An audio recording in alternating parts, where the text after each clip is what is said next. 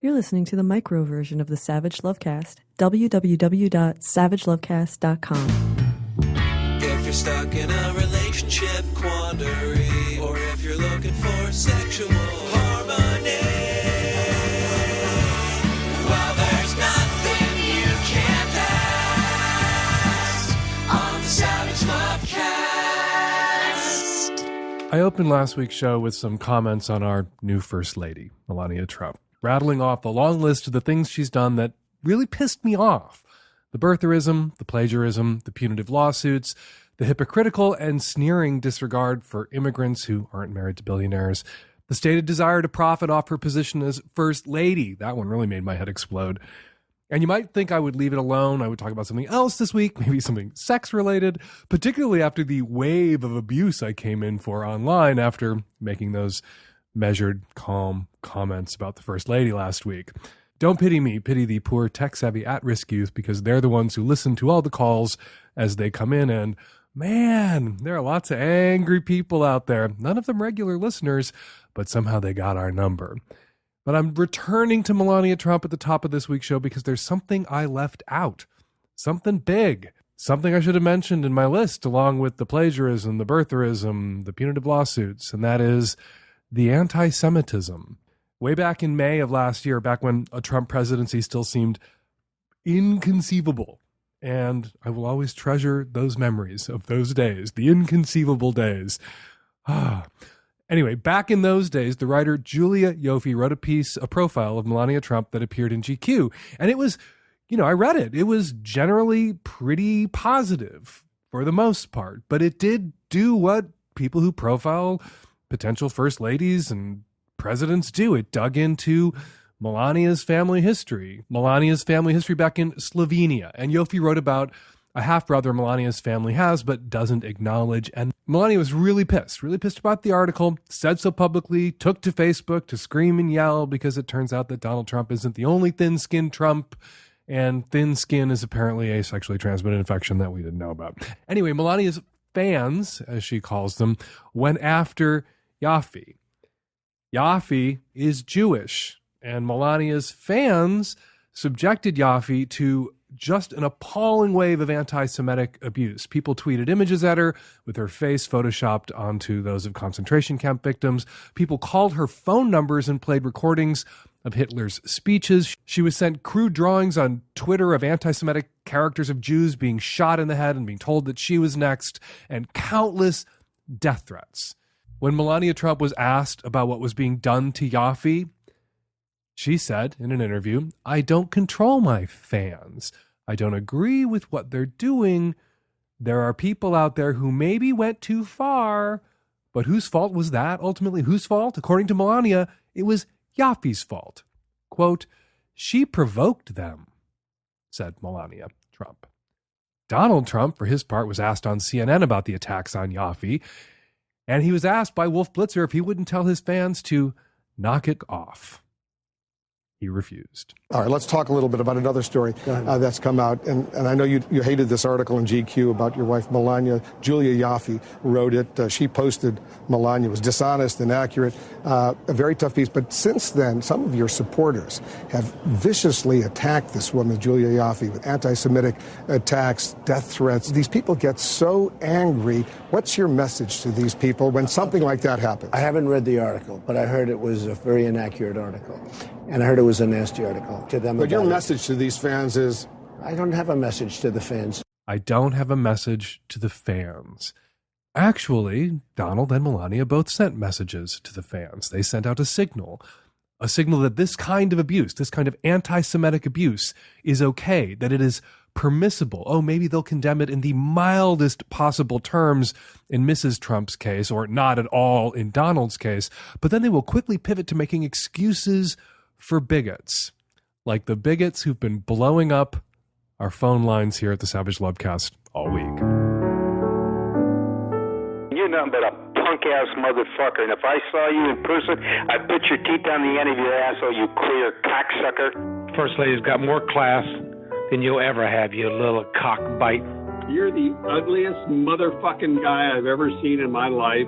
You're probably ignorant and stupid and have no clue as to how to be polite and cordial and handle people properly. People like you shouldn't have the right to open their big mouths. Do me a favor. Go play in the freeway. Go jump off a bridge. Go blow your brains out. You're a pickle-nosed scumbag. I think you're ugly on the outside, but would that be bullying? I think you're a bully. Dan Savage, I bet your wife's a skank. Okay, two things quickly. First, I'll take that bet. I'll bet you my wife is not a skank. And I'll win that bet because, you know what? I don't have a wife. Ha! Psych! Always Google the person you're about to send idiotic, threatening messages to just so you don't fuck up. All right, and pivoting quickly to the insane argument that I am somehow bullying Melania Trump by saying that I don't like her, that I hate her even. Yeah, no. Bullying involves powerful people or a powerful person picking on a weaker person. And, you know, in the grand scheme of things, the First Lady of the United States and the President of the United States, these billionaires with access to nuclear codes and drone technology, they are more powerful than a sex advice columnist with a podcast and a filthy mouth. But you know what I'm willing to concede? Hate maybe was too strong a word. I don't know her, but I sure do dislike what she stands for. I strongly dislike some of the things she stood behind. Things like, again, birtherism. Things like her vile husband. And while maybe I don't hate her, I do hate the way she made excuses for and sent go-for-it signals to anti-Semites. And I do hate the not insignificant role Melania Trump played in disinhibiting the bigots out there, because you can draw a straight line from Melania Trump's "she provoked them" comment, which is really just that you had it coming, to the waves of bomb threats and cemetery desecrations we've seen over the last year, including this week one in Seattle, a block from my office. The inaction, not the inactions, the provocations of Melania and Donald Trump, their excuses. I hate that. That is hateful. And it is ongoing. The winking at anti-Semitism, the permission that the Trumps, the both of them, gave to the worst mouth-breathing, knuckle-dragging bigots rattling around in our country, I hate that. As I was discussing with my skank wife this morning, I'm very offended by that. And then she kissed me on my pickle nose and sent me to work. All right. And coming up on the show today, we've got Amanda Marcotte here to talk about Beauty and the Beast, which opens this week. And in the Magnum edition of the Savage Lovecast, a long and I think very interesting conversation with Michael Hobbes, author of the long piece on gay loneliness that appeared at Huffington Post that everyone's been talking about on social media all week long. Coming up. Today's episode is brought to you by Blue Apron. Blue Apron delivers all fresh, high-quality ingredients and recipes you need to create delicious home-cooked meals. Get your first 3 meals for free by going to blueapron.com/savage. This episode of the Savage Lovecast is brought to you by Casper, an online retailer of premium mattresses for a fraction of the cost, because everyone deserves a great night's sleep. Get $50 off any mattress purchase by going to casper.com/savagelove and entering the promo code SAVAGELOVE. The Savage Lovecast is brought to you by Nature Box. Delicious, healthy snacks shipped right to your door. For 50% off your first box, go to naturebox.com/savage.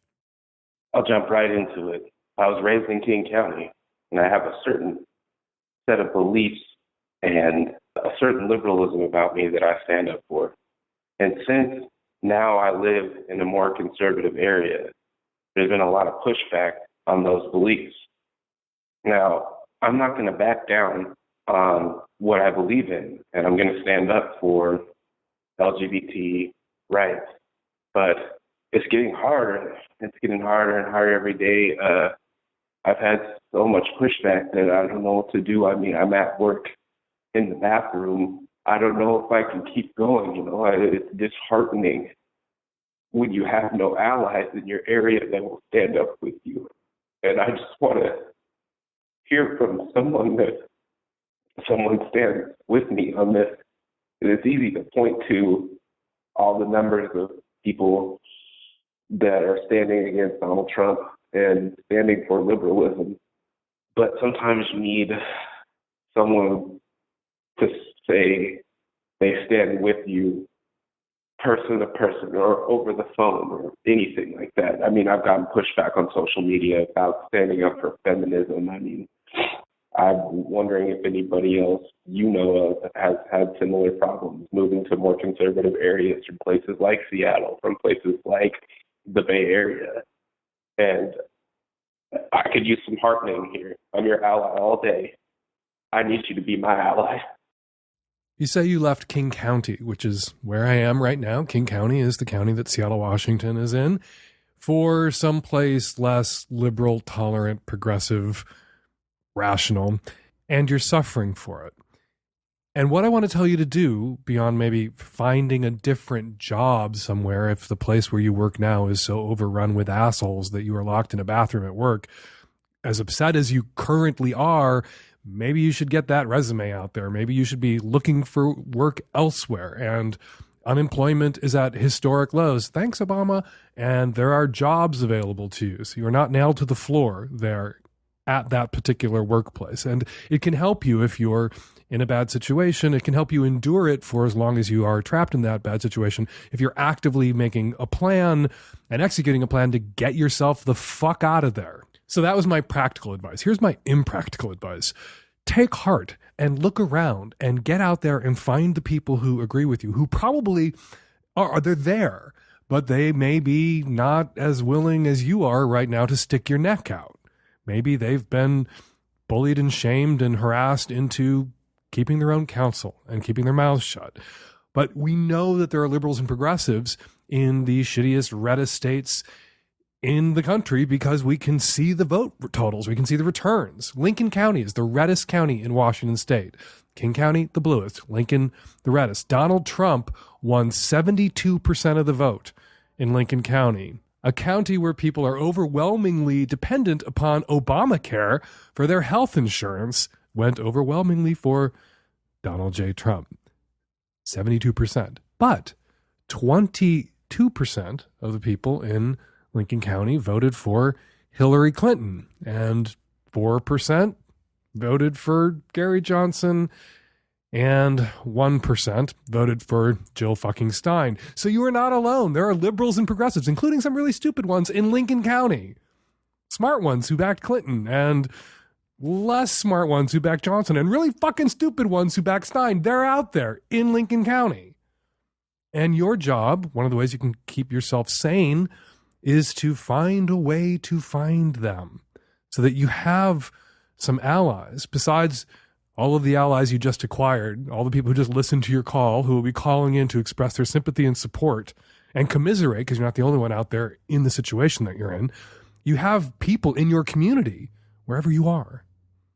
And if you don't believe me, look up the precinct by precinct vote totals in your communities, and you will find that you are not the only Clinton voter or Green Party voter in your area. And your mission then, if none of the rest of them are wearing ITMFA t-shirts, is to go out and find them. Maybe there's an indivisible group that meets in secret in your area. Maybe there's a Democratic club in your area. Find your way in. Find your people, find your allies. And don't for a minute tell yourself that because you're in a red state or you're in a county that went overwhelmingly for Donald J. Trump and has been represented in Congress by Republican knuckle-dragging shitbags who are scrapping the Affordable Care Act, that you are utterly, utterly alone. You are not. You also are not nailed to the floor. And you can get your resume out there, and you can get a new job, and you can plan your escape. So, caller, our hearts go out to you. I'm sorry that you're trapped in a building with a bunch of shitty assholes. Thank you for speaking up for feminism. Thank you for speaking up for LGBT people. No one will blame you if you want to keep your own counsel for a little while for your mental health and go stealth and let them say whatever shitty things that they need to say or want to say or have to say without feeling compelled to challenge them in the moment until you have found a community in your shitty community, a better community within your shitty community, so you feel stronger and less vulnerable and less upset. And if you can't find those people, or if finding those people and they're out there aren't enough for you to live in that community and feel safe and whole and valued, get the fuck out. Move the fuck away. Go somewhere sane. Escape from Lincoln County or wherever the hell you are right now. This episode of Savage Lovecast is brought to you by Casper. Casper is an online retailer of premium mattresses for a fraction of the cost. Casper is revolutionizing the mattress industry by cutting the cost of dealing with resellers and showrooms and passing those savings directly on to you, the consumer. The Casper mattress provides long-lasting comfort and support, and I know this because me and my husband sleep on one every night. You can buy it easily online and completely risk-free. Casper offers free delivery and painless returns within a 100-day period, so you don't have to lie down in a showroom. And Casper's mattresses uphold the highest environmental production standards, and they're made right here in the USA. You can save an additional $50 as one of our listeners by going to casper.com/savagelove and entering the promo code SAVAGELOVE. That's casper.com/savagelove and promo code SAVAGELOVE. Terms and conditions apply. Hi, Dan. I'm a straight female living in New England, and I have a New York City fuck buddy.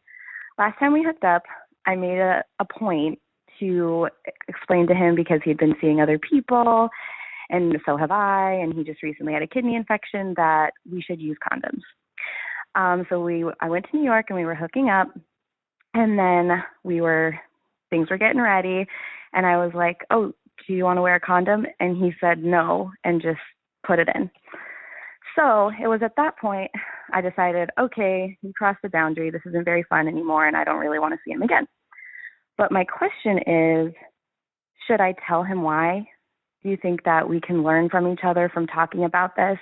Or do you think that there'd be any benefit to bringing it up? That was a few weeks ago, but he still hits me up on social media and like texting and stuff. I don't really respond, but I just want to know, do I owe it to him or myself to really talk about it? You don't owe him anything.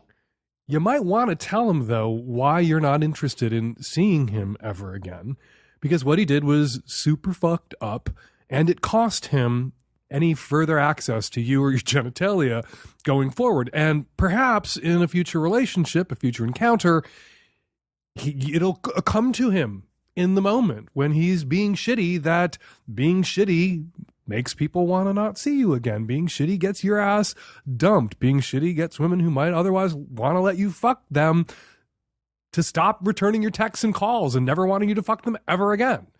So yeah, you should tell him. He should know. I suspect that he may know.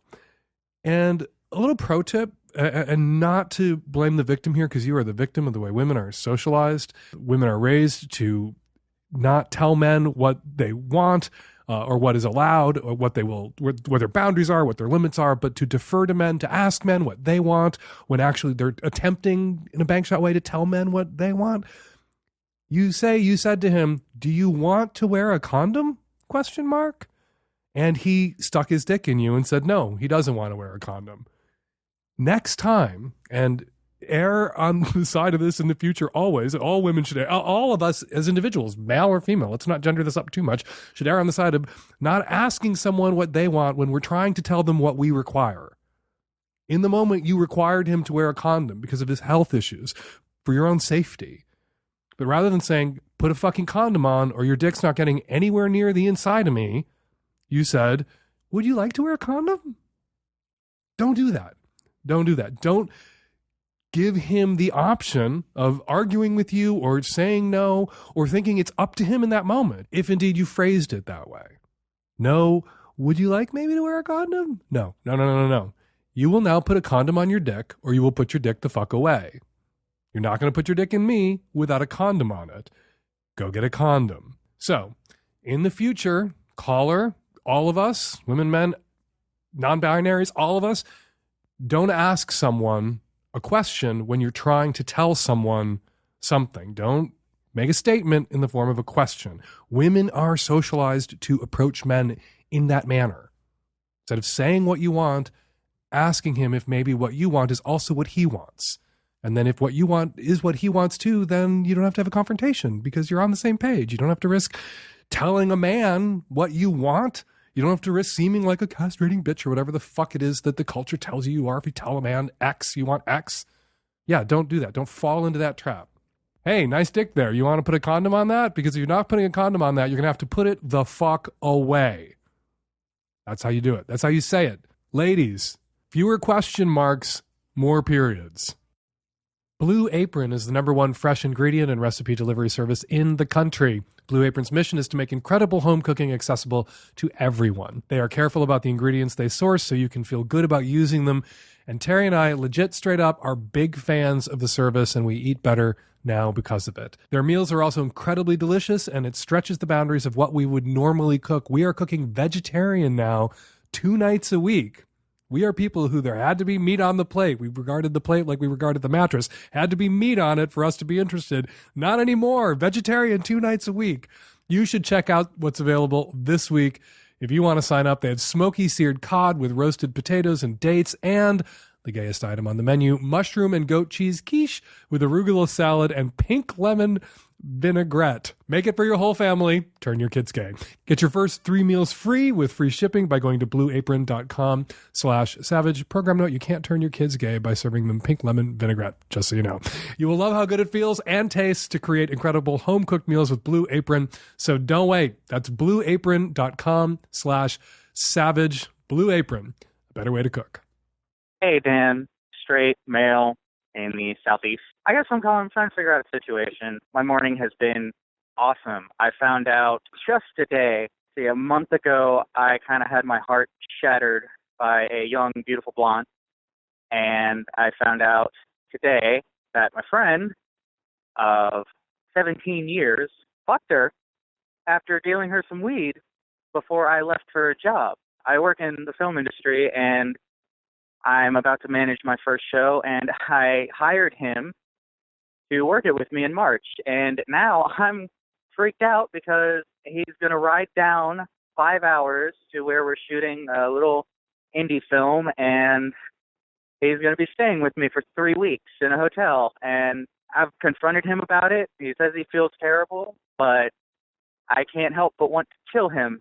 He was the only person who was there with me when me and this girl broke up, and so he saw how it affected me, so I'm a little more pissed that he could do that afterwards. I really just want to know what the hell I should do. I can't fire him. He's locked in, and I need the help. He's the only person I know who's available for work right now. So I guess I'd just love to hear your thoughts. So did I get you in time? Have you killed your friend yet, or is your friend still alive? My friend's still alive. I've actually talked to him after a couple days of not speaking.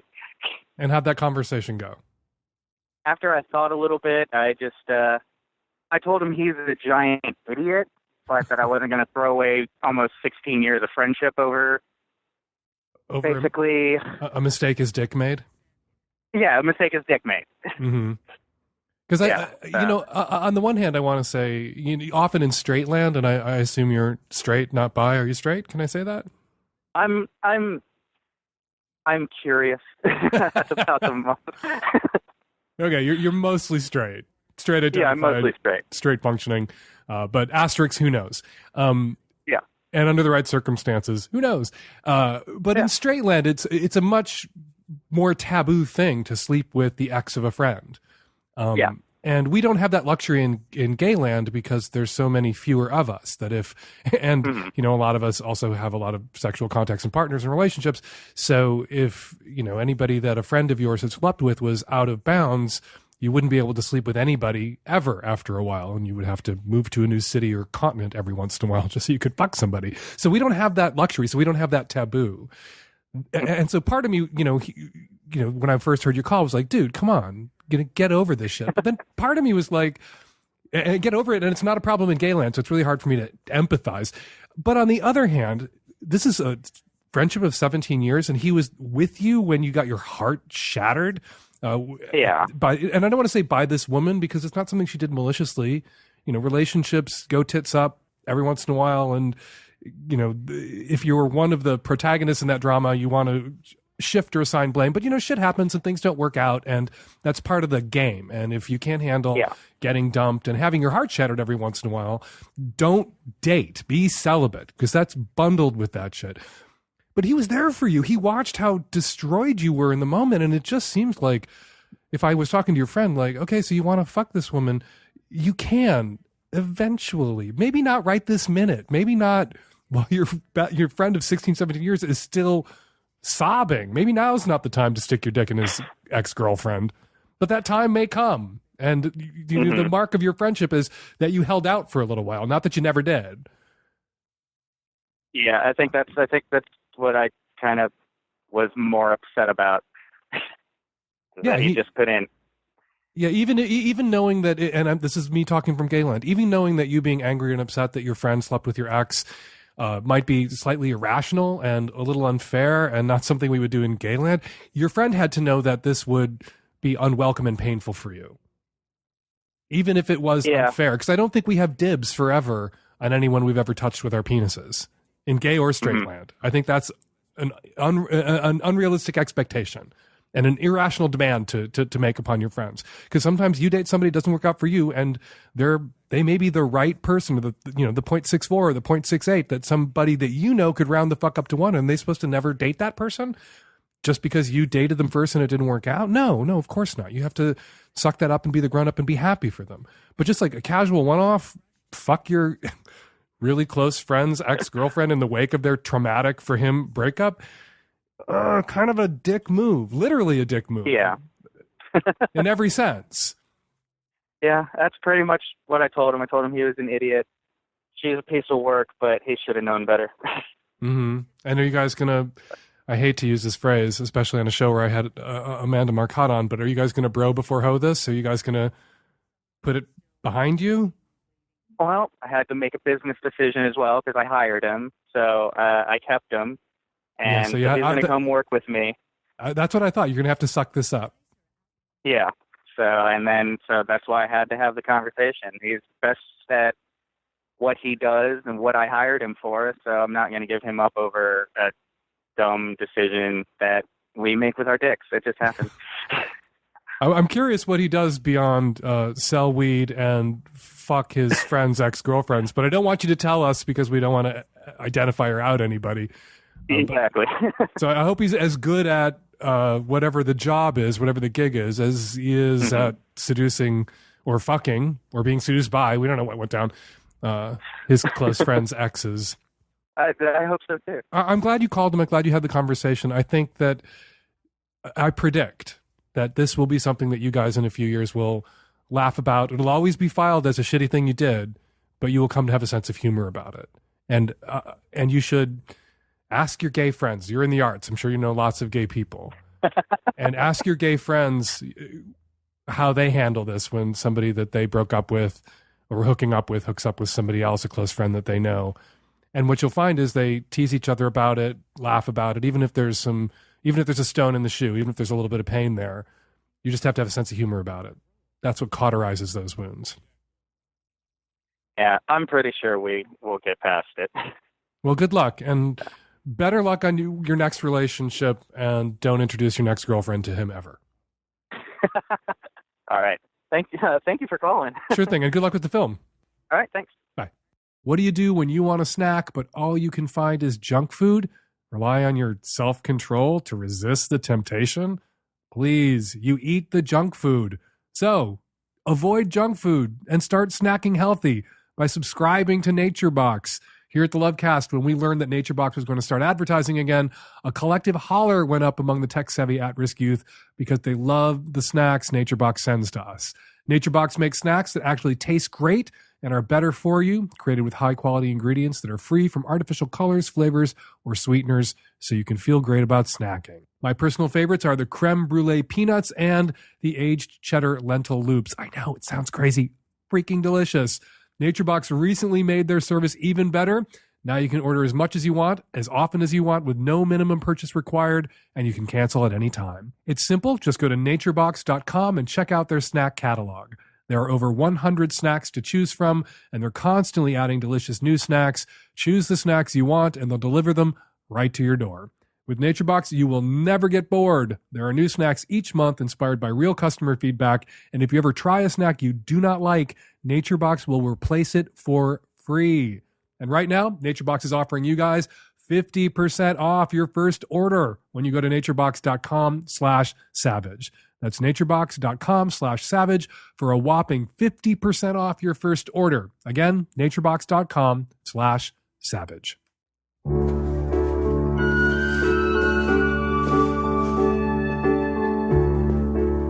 you guys, the live-action remake of Beauty and the Beast opens this week, and I'm really excited about it. Emma Watson, Josh Gad, there's a gay character, or a character they're finally going to admit is a gay character in a Disney movie.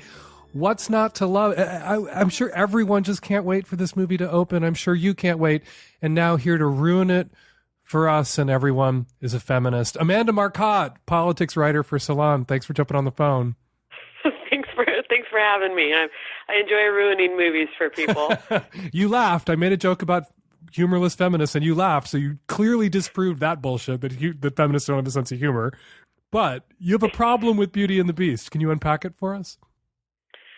Yeah, I mean, I want to preface that by saying, it's a fun movie, the cartoon, it has good songs. I understand why people like it. I'm not bagging on anyone for liking it, but, the movie, as if you take it as an allegory and as a feminist or as a fairy tale, I think you should always take it as an allegory, is literally telling women, little girls, in fact, the very thing you really don't want to tell little girls, which is, the way to get a handsome prince who treats you right is to hang in patiently and put up with a beast bullshit for months, years maybe, and eventually you can change him through the power of your love. And, I think that that's a problematic message on many levels. And the number one way I think that's a problem is that that's exactly the narrative that women use and are sort of bullied into using to stay with men that are abusive. It's difficult when you're in an abusive relationship to leave sometimes because you've been absorbing messages primarily through Beauty and the Beast, but others like it, that what a bad man needs is a good woman's love, and if you just hang in, he'll change. You know what my number one problem is with it? Is that so many young girls fall for it. Some days when we do this show, half the calls are women who need to be told, I say it more crudely than you do, or you just did, that their love isn't magic, that their pussy isn't chemotherapy, that it's not going to fix or cure the guy, and that they can leave, and that they should leave. And so it's not just that women get this message, so many women believe it, and it really harms them in life and in their relationships. I can't count the number of times I've had to call somebody back and grab them by the shoulders and shake them and say, leave him.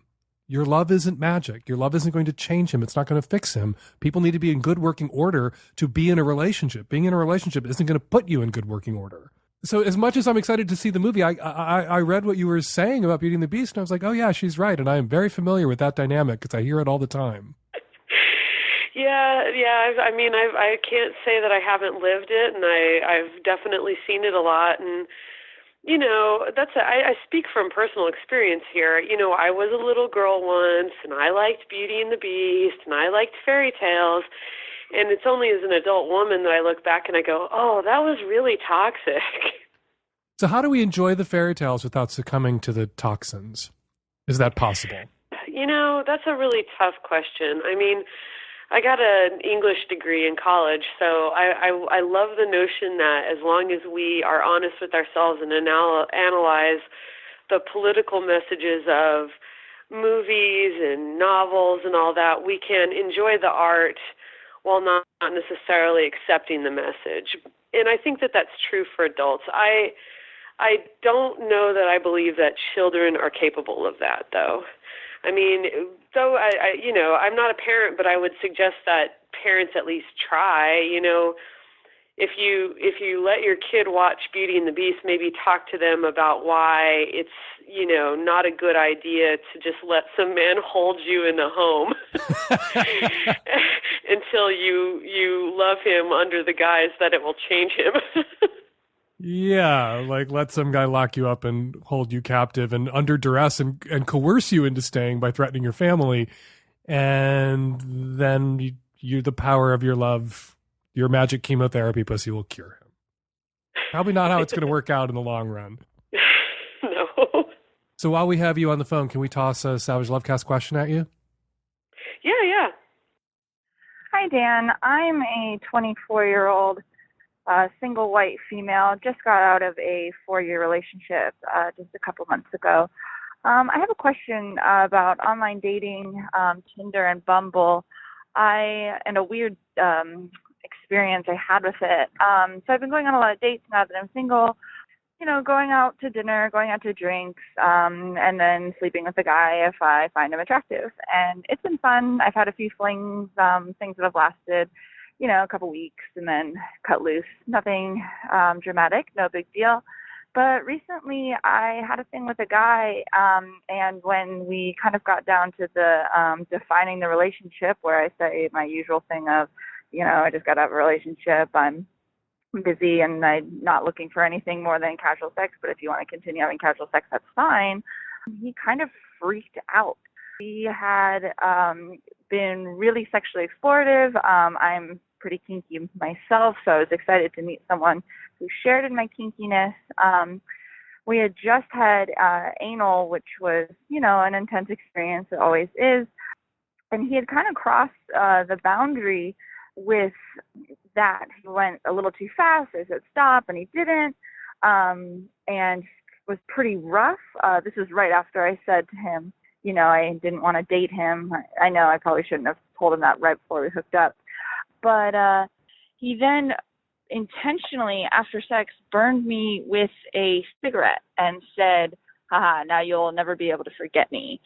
He told me that he hates women. He's kind of had this problem before where he starts to have a relationship and then the woman doesn't want to take it further.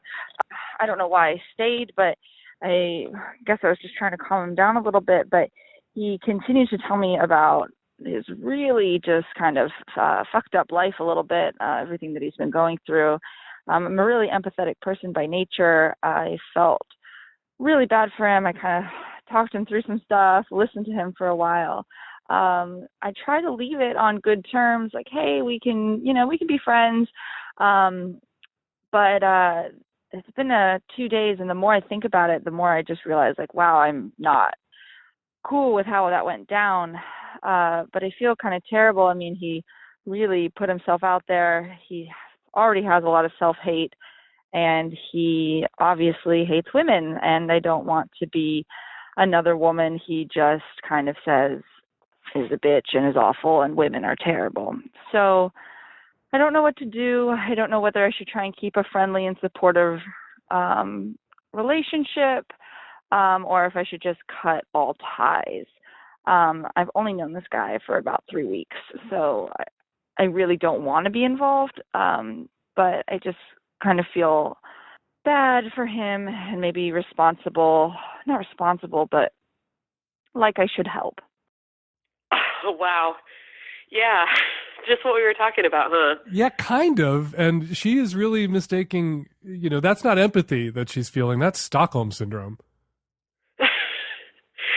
Yeah, I mean, you can really, really hear it there. And I almost don't want to blame women because that's how they get you. That's like, for instance, a story like Beauty and the Beast, but other narratives like it, they kind of play on your desire to be a good person, to be a loving person, to be a kind and generous and understanding person. But then you see scumbags like that just take advantage of it. Oh, my God. And burns her with a cigarette, violently fucks her in the ass, tells her he hates women, and she's calling me, some other man, right, to get permission to not talk to him anymore. I'm a little wrecked by this call. It makes me, I like her, and I like people who are loving and empathetic and kind and compassionate. I hope to be that kind of person myself one day when I grow up. Not there yet, on the way though. And yet, is she just so duped by the culture? Has she been so brainwashed by the culture that she doesn't feel that as an autonomous individual, she has the right to cut this person out of her life after he violated her in this way, after he burned her with a cigarette? That's some CIA torture shit. Yeah, I mean, when we say that women are socialized to be ever generous and understanding to men, I think this is a really good example. And it's training you for your own health and safety. You have to shuck off. Mm-hmm. And it doesn't matter, she has this ability to tap into what he might be feeling. He's obviously struggling with self-hate. He obviously has these issues with women. I don't want to make his issues with women worse by running from him like I should, like any rational person would, because she thinks it's her responsibility to repair him. Yeah, it's such a strange thing. And I mean, if you really step back and think about it, this notion that every woman is kind of an unpaid nursemaid for any man that just asks. And yet I mean, it's undeniable. The evidence is there that a lot of people have absorbed that message, possibly through Disney movies. and you see a woman accepting even this level of just overt abuse. And it saddens me because I also, you go, if you have a dark, dark soul like I do and you spend too much time on Reddit, you will actually see men kind of training each other and telling each other to take advantage of women this way, to press their boundaries and see how much they'll put up with and still stick around. Oh, that's it. Why do women even talk to men? There's that famous Louis C.K.'s stand-up routine about where he wonders why women even will look at men, much less go on a date with men, considering all the psychological violence, physical violence that, women are likely to be murdered by a male intimate partner than by anybody else. Why do women look at men? Says the dude who sleeps with guys himself. Why? For the same reason you do, Dan. I mean, because we love our testosterone-soaked dick monsters. The patriarchy, as it was, exploits our need to get laid and to have companionship. Okay, so just directly address the caller. Would you, Amanda? Would you tell her what to do so that I don't have to be a man telling her what to do? Yeah, I mean, I would never talk to this guy again, and I would also consider calling the police. Why did you go with I statements there instead of being prescriptive? If I were her, that's what I would do. No, I want you to tell her what to do. You should do blank. You should never speak to that man again, and you should consider calling the police. Oh my God, I just ordered you around. I just told you what to do, and now I feel like a tool of the patriarchy myself. No, I mean, you're right. So there I am being very socialized like a woman. I can't even just use the commanding voice. That's kind of what I thought when you did that, when I said tell her what to do and you shifted into what you would do, which is kind of a gentle, like socialize as a woman way to suggest to someone what they might want to do without telling them what to do. And I tell people what to do all the time. I feel completely entitled to tell people what to do because they call my show and they ask me what they should do and I fucking tell them. And I want you to do the same from here on out. This was all an intervention for you, Amanda, this entire interaction. Get a little boss here. Yeah, I read your stuff. I love your stuff. I follow you on Twitter. And I just feel that you're too shy and you're too demure and deferring. You were the first person to ever tell me that. Because it's not true, which is why I love your stuff and why I read you and why I follow you on Twitter. Amanda Marcotte, politics writer at Salon. Thanks for jumping on the phone. Thank you. And thank you for ruining Beauty and the Beast for all of us. We appreciate it. I can do Little Mermaid too if you ever want. Just please don't touch bed knobs and broomsticks. That has a place in my heart. Yeah, no, that one's probably okay.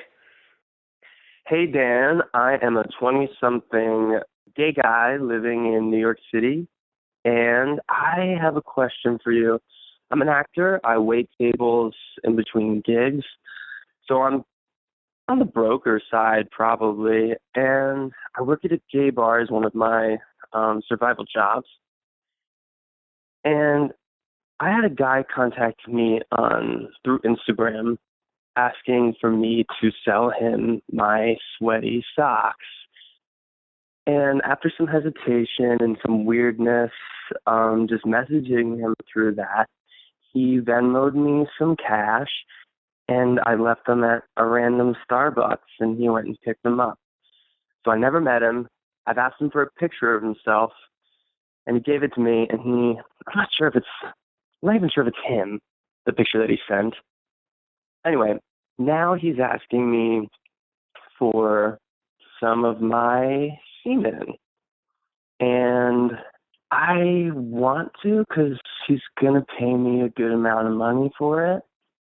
But I'm a little nervous. Like, what if this guy's like crazy and he like frames me for like a murder or something? I don't know. He also has commented that he's seen me at work at the gay bar. So he can see me, but I can't see him. So it kind of freaks me out, but maybe I should just like relax. I'm a pretty sex positive and non-judgmental person, and this is easy cash. Just let me know what you think of it. Let's game this out. You give him your semen, you sell him a vial of your semen or some semen stained, whatever it is he requested your semen to arrive in, and he frames you or attempts to frame you for murder. Your semen turns up on the body or face of some murdered person 2 states over. And the cops come to arrest you because your DNA is in the database, I guess somehow. That would also have to be a thing. That would also have to happen for him to successfully frame you, or have happened already for him to successfully frame you by planting your semen on someone. And the cops show up and you show them this exchange you had. You show them the text messages or the DMs you exchanged with this person on Instagram, and you show them how cavalier and promiscuous you have been with sharing your semen with complete strangers. And I kind of think that probably will be enough of an alibi to get you off in the end if the cops show up at your door at all. I think you're overthinking this. I think your worries are misplaced. I don't think that that's a real concern.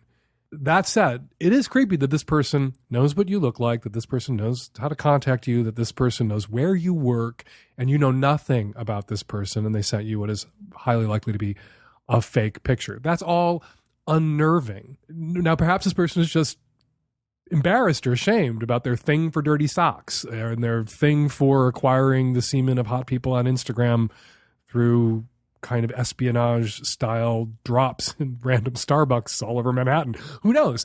But you have leverage here. He wants your semen and he wants to pay for it. And you want to know a little bit more about him so that you're comfortable selling him your semen. Or selling him future pairs of sweaty socks. So you say to him, look, I'd love to sell you more socks. I'd love to sell you more underwear. I work in a gay bar. A little bit about that is, inviting people to lust over me, and I'm fine with being lusted over, but I need to know who you are. I need legit contact information. I would like to meet you in person, and I will hand you my semen in a vial or in my underpants or however you want it. But for you to get my semen, you're going to have to give me more than whatever the pile of money is. You're going to have to give me some peace of mind, a little comfort. And my mind can only be set at ease if I know I'm sharing these things, and I'm happy to share and delighted to be paid to share with a real person that I can trust. So let's meet, shake hands. You can hand me the money. I will hand you the semen. Hi, Dan. I'm calling because I actually had a comment for somebody in the most recent episode. The girl who was going to get pregnant from the known donor. I recently got some advice from one of my best friends that whenever you have somebody ask you a question that you're uncomfortable answering, the perfect response is to just say, why do you ask? It kind of lets you out of the question and makes them uncomfortable instead. And when they give you some bullshit reason or maybe come up with some reason as to why they asked you a very personal question, you could say, interesting, and just walk away. Hi, Dan. This is a response to the woman in episode 541 who's planning to have a baby with her friend as a sperm donor. In the call, she mentioned not being sure when she would tell her future child the truth about their conception, and I just wanted to say that she should tell them as soon as they ask. My mom had me through an anonymous donor, and she never made it a secret. When you grow up knowing something, it just becomes normal and simply never becomes a big deal.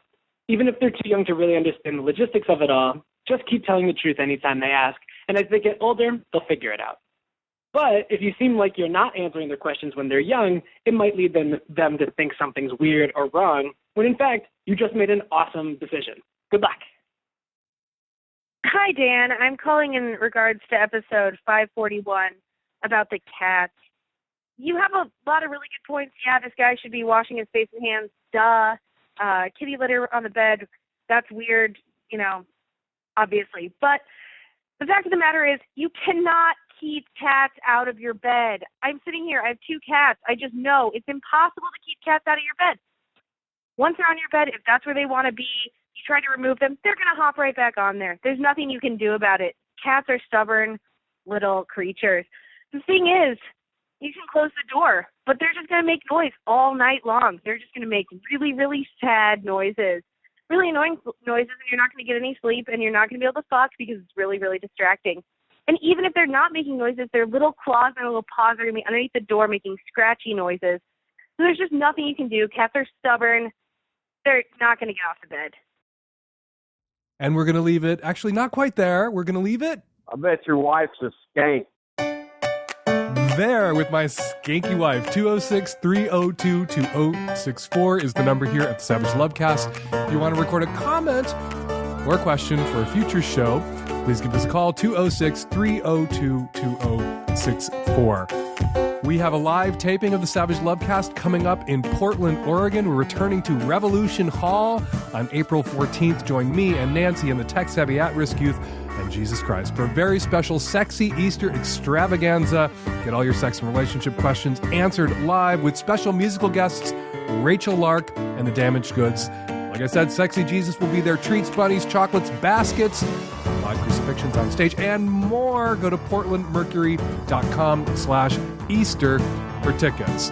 Follow me on Twitter at FakeDanSavage. Follow Amanda Marcotte on Twitter at Amanda Marcotte. And follow Michael Hobbes on Twitter at Rotten in Denmark. Be sure to read my sex advice column, Savage Love, every week in Leo Weekly in Louisville, Kentucky, and other newspapers all across the country. The Savage Lovecast is produced every week by Nancy Hartunian and me and the tech-savvy at-risk youth and Nancy. We will all be back at you next week with an installment of the Savage Lovecast.